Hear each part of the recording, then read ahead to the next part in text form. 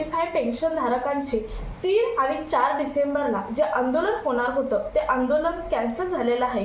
याबद्दल आपण कालच्या व्हिडिओमध्ये अपडेट्स सांगितलेलीच आहे, परंतु आज 1 तासापूर्वी माननीय कमांडर अशोक राऊत यांनी दिल्लीमधून लाईव्ह तुमच्यासाठी म्हणजेच EPS 95 पेन्शन धारकांसाठी अतिशय महत्त्वाची एक अपडेट दिलेली आहे। तर ती अपडेट कोणती असणार आहे तेच आपण आजच्या व्हिडिओमधून पाहणार आहोत, त्यामुळे व्हिडिओ स्किप न करता शेवटपर्यंत पाहायचा आहे। चॅनलवर पहिल्यांदा आला असेल तर अशाच महत्त्वपूर्ण आणि गव्हर्नमेंटच्या नवीन अपडेटसाठी चॅनल सबस्क्राइब करा, त्याचबरोबर शेजारील बेल आयकॉन सुद्धा ऑन करून ठेवा, म्हणजे असेच महत्त्वपूर्ण अपडेट तुमच्यापर्यंत रेग्युलर पोहोचत राहतील। तर नमस्कार, मी पूनम आणि तुम्ही पाहत आहात पुन्हा एक नवीन अपडेट। EPS 95 पेन्शन धारकांचे जवळजवळ 22 नोव्हेंबर पासून प्रत्येक EPFO ऑफिसवरती EPS 95 पेन्शन धारक जे प्रतिनिधी आहेत NPCचे राष्ट्रीय अध्यक्ष माननीय कमांडर अशोक राऊत यांनी EPFOच्या ऑफिसवरती मोर्चे नेले होते। त्यामध्ये 7 ते 8 जिल्हे होते, ज्यामध्ये पहिला होता तो कोल्हापूरपासून सुरुवात केली होती, कोल्हापूर, त्यानंतर होता हुबळी, त्यानंतर विजापूर, त्यानंतर छत्रपती संभाजीनगर आणि नांदेड अशा 5 ते 6 जिल्ह्यांवरती मोर्चे नेले होते आणि तो अल्टिमेट होता 3 आणि 4 डिसेंबरचा जंतर मंतरला नवी दिल्लीमध्ये जे आंदोलन होणार आहे त्याबद्दलचा तो अल्टिमेट होता आणि हाच अल्टिमेट सरकारपर्यंत पोहोचला आणि त्यानंतर सरकारने 3 आणि 4 तारखेचं आंदोलन कॅन्सल केलं आणि तसं लेखी पत्र सुद्धा माननीय कमांडर अशोक राऊत म्हणजेच NECचे राष्ट्रीय अध्यक्ष यांच्याकडे पाठवलं। तर याबद्दल अपडेट आपण कालच्या व्हिडिओमधून पाहिलीच आहे, परंतु 1 तासापूर्वी माननीय कमांडर अशोक राऊत यांनी लाईव्ह EPS 95 पेन्शन धारकांना काय सांगितलं आहे, तर ते म्हणाले की 3 आणि 4 तारखेला आपलं आंदोलन होणार होतं, परंतु ते सरकारने 3 ते 4 कारणामुळे त्यासाठी भरपूर अशी कारणे आहेत, त्या कारणांमुळे ते आंदोलन कॅन्सल केलं। त्यामध्ये दिल्लीमध्ये लाल किल्ल्यावरती झालेला जो बॉम्बस्फोट होता ते एक मुख्यत्वे कारण आहे। दुसरं म्हणजे प्रदूषण आहे दिल्लीमध्ये भरपूर, त्यामुळे सुद्धा हे आंदोलन कॅन्सल होत आहे असं कारण सरकारने दिलेलं आहे। त्यानंतर तिथे राष्ट्रपतींचा जो मोर्चा आहे किंवा म्हटलं तर देखरेखीसाठी दिल्लीमध्ये राष्ट्रपती येणार आहेत आणि त्यामुळेच हे आंदोलन कॅन्सल होणार आहे असं एक कारण देण्यात आलेलं आहे आणि बाकीची कारणे अशा अनेक आहेत, परंतु माननीय कमांडर अशोक राऊत यांनी ही 3 ते 4 कारणे सरकारने दिलेली आहेत असं सांगितलेलं आहे। आता पुढचं अपडेट म्हणजे त्यांनी असं सांगितलं की 3 आणि 4 तारखेला जरी आंदोलन झालं नसेल तर इथून पुढे आंदोलन होणार नाही असं नाही, कारण आताही आपलं 3रं चरण झालेलं आहे आणि या 3ऱ्या फेजमध्ये आपलं आंदोलन कॅन्सल करायला सांगितलेलं आहे। आता बऱ्याच EPS 95 पेन्शन धारकांनी प्रश्न केले होते की आंदोलनाला एकदा परमिशन मिळाली ते अचानक असं कॅन्सल कसे करू शकतात, असे बऱ्याच जणांनी प्रश्न विचारले होते असं कमांडर अशोक राऊत म्हटले आणि त्याचंच उत्तर देण्यासाठी कमांडर अशोक राऊत हे लाईव्ह आले होते। त्यांनी असं सांगितलं की परमिशन एखादं आंदोलन जर करायचं असेल तर 2 परमिशन दिल्या जातात। पहिली परमिशन दिली जाते ती म्हणजे टेम्पररी परमिशन असते आणि त्यानंतर पूर्ण आढावा घेऊन परमनंट परमिशन दिली जाते। आता सरकारला माहीत आहे 13 ऑक्टोबरला एक दिल्लीमध्ये आंदोलन झालं, ते सुद्धा खूप आक्रमक आंदोलन होतं, बऱ्याच संख्येने पेन्शनधारक तिथे उपस्थित होते, म्हणजे अनपेक्षित, कारण पेन्शनधारक आहेत ते ज्येष्ठ नागरिक आहेत आणि इतकी उपस्थिती तिथे होईल असं त्या सरकारला वाटलं नव्हतं, परंतु तिथे इतके पेन्शनधारक उपस्थित राहिले होते आणि हे तर शेवटचं आंदोलन आहे असं पेन्शनधारकांनी अल्टिमेटच दिला होता।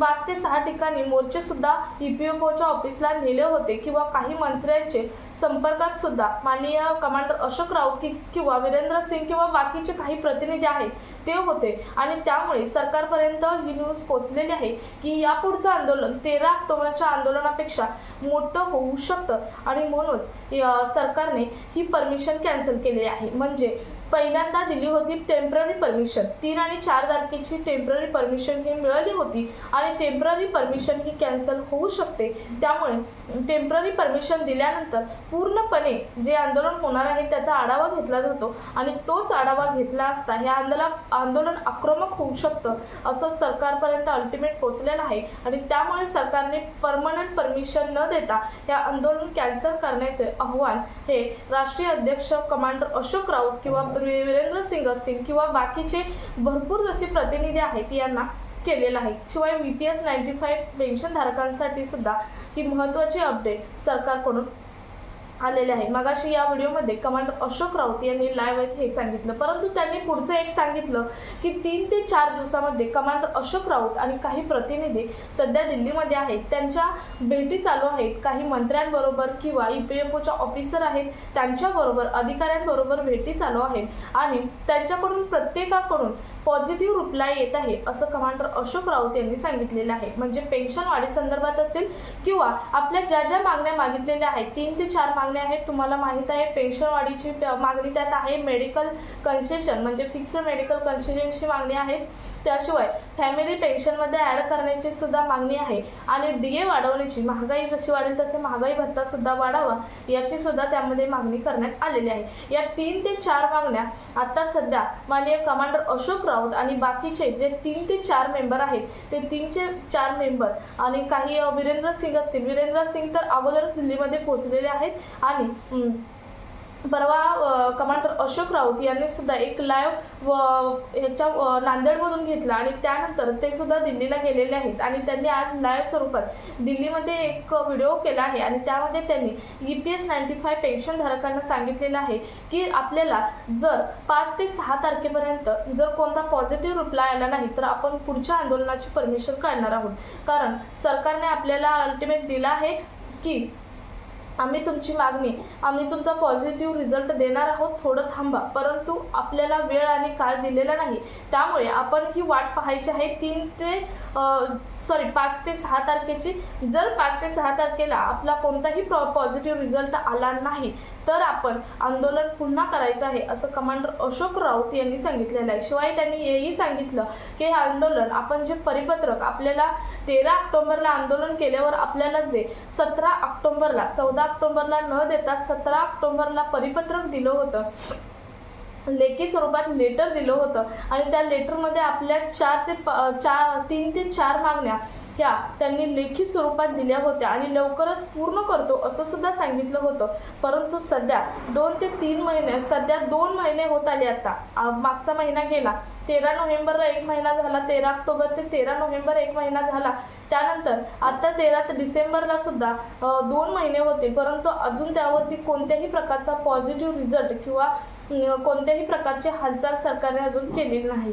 त्यामुळे हे आंदोलन ठेवण्यात आलं होतं 3 आणि 4 तारखेचं, परंतु सरकारने काही रिक्वेस्ट करून हे आंदोलन थांबवलं आहे किंवा पोलिसांनी सुद्धा त्यांना वैयक्तिक सांगितलेलं आहे की या कारणामुळे तुम्ही आंदोलन घेऊ नका असं सुद्धा पोलिसांनी सुद्धा सांगितलेलं आहे. आणि त्यामुळे हा विचार करता देशाचा सुद्धा थोडाफार यावरती विचार करावा लागतो आणि म्हणूनच हे आंदोलन आपण मागे घेत आहोत असं कमांडर अशोक राऊत यांनी सांगितलं. परंतु हे आंदोलन आता जरी मागे घेतलं असेल तर प्रत्येक EPS 95 पेन्शन धारकांना लक्षात ठेवायचं आहे की 5 ते 6 दिवसामध्ये जर आपल्याला आपला न्याय मिळाला नाही, आपला पॉझिटिव्ह रिझल्ट मिळाला नाही तर आपण पुन्हा आंदोलन करणार आहोत.